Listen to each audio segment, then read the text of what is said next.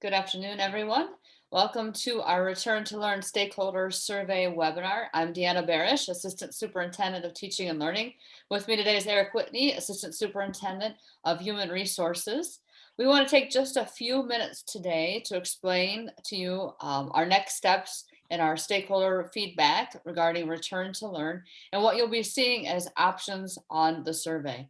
So our objective with the information that we're going to ask each of you to complete is to solicit feedback from our staff and families in order to inform district decisions about the next phase of our Return to Learn. So when you receive your survey later this evening or throughout the next week, we want you to take a look, and we're going to ask you some questions about three options that we have laid out for you. We want to take a few minutes to just explain some of the options to make sure that you understand them, and to make sure that you also know a little bit about some of the trade-offs that come as these different options may be considered. So the first option that you'll see on your survey is option A. It is titled Reduced Day.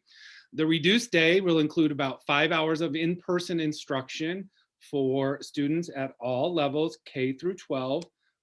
This will include some of the specials and electives remaining online, especially as you think about the elementary, middle school, and so on.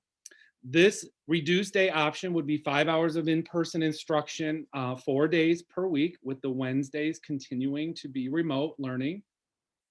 One of the trade-offs of the reduced day is that there would no longer be cohorts. So students would not be split into cohort A or B, as you are familiar with right now, but they would be back in regular class sizes, which means that it would be much more difficult to include the practice of social distancing in our classrooms. In option A, the reduced day, there is no lunch served at school, but there would be an opportunity for a snack and mask break during that day. Also included in option A, we want to make sure that you understand that really in our planning timeline, it does take about 5 weeks to get our transportation rerouted.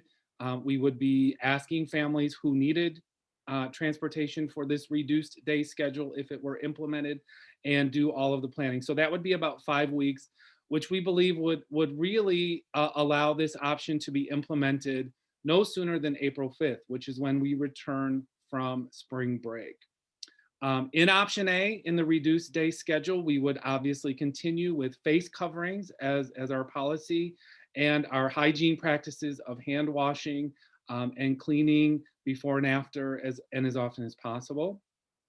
We also want you to be aware that if option A, the reduced day schedule, is implemented, your student schedules in the secondary may change, and students may have different teachers assigned to their classes, because it would really require some changes in staffing that we would have to make to implement option A. The last little piece I want to share with you about option A in this reduced schedule is really just a sample of what start and end times might look like. I really want to caution you that this is for illustration only. This is not a final decision on what the start and end times would be, but this is a concept of what it might look like. We would be able to really implement 2 tiers instead. If you know our current busing system, when we are in the regular school year, we have a 4-tier busing system. We would really be able to move to a 2-tier system in this model, with our middle school and high school beginning, for example, at 8 a.m.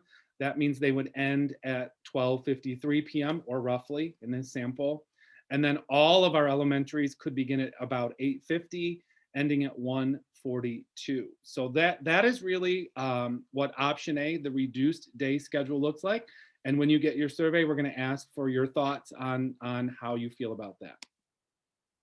Option B is a return to full time. And this is really going back to 5 days per week, return to our regular schedule, just like we had before this pandemic began, with our traditional start and end times in all of our schools.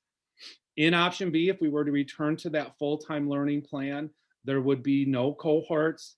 That means, again, that we would be returning to regular class sizes, just like we've had before, and with very limited social distancing practices involved because of the size really of our classrooms.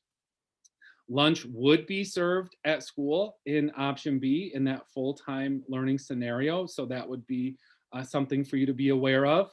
Once again, I want to point out that that really that 5-week timeline that it takes to um, to get a response from all of our families about if they're opting in for transportation, planning that, rerouting all of our transportation routes would be about a 5-week time period, again, after our board would approve option B, meaning that it could begin really no sooner than April 5th.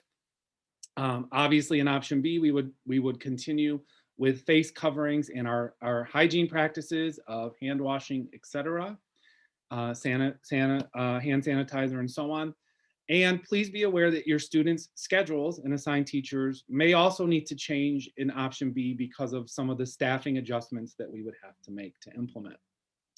The third option that you are going to see on the survey when you receive it is called option C.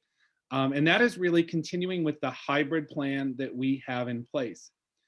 So you know that on the 19th of January, our K-8 schools came back to hybrid learning. We were very excited to welcome all the students back. And then we added our high school on the 28th, and we are very excited to have them in person as well for part of their day. So option C would be really just continuing with this plan, this hybrid plan through the end of the school year. So we'd like to hear your thoughts on that. Students would remain in their cohorts, part-time in person and part-time learning remotely. That would allow us to continue with our social distancing practices.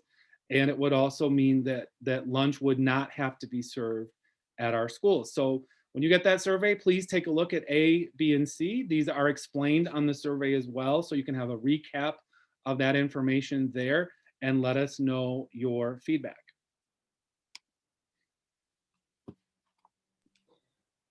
So we want to make sure that you are aware of some other considerations as you enter your choices. Again, this is just your feedback, your thoughts about each of the 3 plans that Mr. Whitney just outlined. These are not hard and fast decisions by any stretch for you as a family at this point in time, but will inform our decision. So if indeed there is a new plan that comes to fruition that is approved by the board that is different than option C, there will not be an opportunity to switch between Lakers Online and in-person instruction. We have allowed that each of the times that there's been a change in instructional planning and an instructional process. We are not able to do this for this if indeed there's another change prior to the end of the year. So there will not be the ability to move from Lakers Online if indeed there's a change in an in-person instruction. And as always, we want you to be cognizant and think about the toll that these continued disruptions in instructional model will certainly have on your children and on our staff as we look at making another change in how the day functions. And so there will be certainly some strife and some adjustment if indeed that instructional model changes, and it does take a toll on everyone involved. So we want you to be very thoughtful when you're answering this survey, as you have been throughout this process. So we really need your feedback. We have valued every step of the way, your thoughts and your willingness to be on this journey with us, and this is no exception. So the survey it opens tonight at 8 p.m. You will see that this webinar is embedded within the survey. It's available on our website. We'll make sure that our building principals push this out to you as well. It's very important that you take a few minutes to complete this survey. It will close on Monday, February 8th at 8:59 p.m. This will allow our team time to look at the data, to really identify some trends, and then to move that forward in our committee work while we determine what the next steps are and what our recommendation to the Board of Education will be. So once again, we want to thank you for taking the time to be part of our planning team. Again, your feedback is valuable to us. Your voices are needed, and we want to hear from each of you. We know that this continues to be a tumultuous year, and that 2021 has proven so far to be just as unpredictable in many ways as 2020. We are doing our very best, and we are very lucky to have the staff we have that continue to come each day to provide quality instruction for your children. And that we're fortunate to have all of you as partners in West Bloomfield as well. So thank you for your time this evening. Please take a few minutes to complete the survey.